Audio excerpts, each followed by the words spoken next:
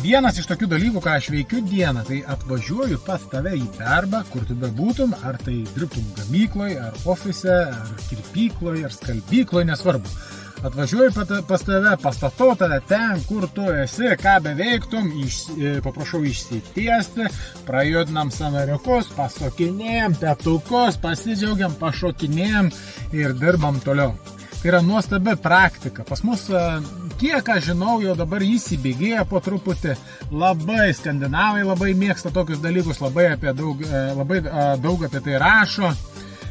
Netgi yra paskaičiuota tiksliai, kad vienas investuotas euras į savo darbuotojų sveikatinimą atsiperka, man berods, 3 kartus.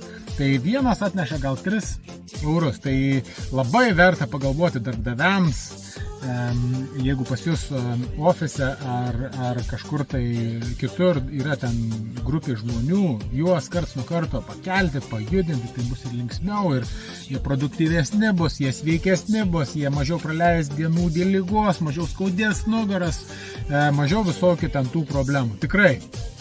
Ir ką norėjau pasakyti, kad geriausia dalis yra ta, kad aš pats labai mėgaujuosi.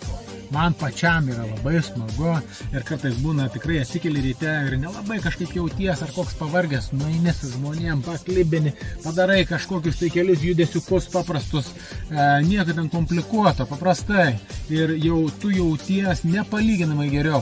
Tai vat yra tokia stebuklinga stebuklingas toksai mankštos rezultatas.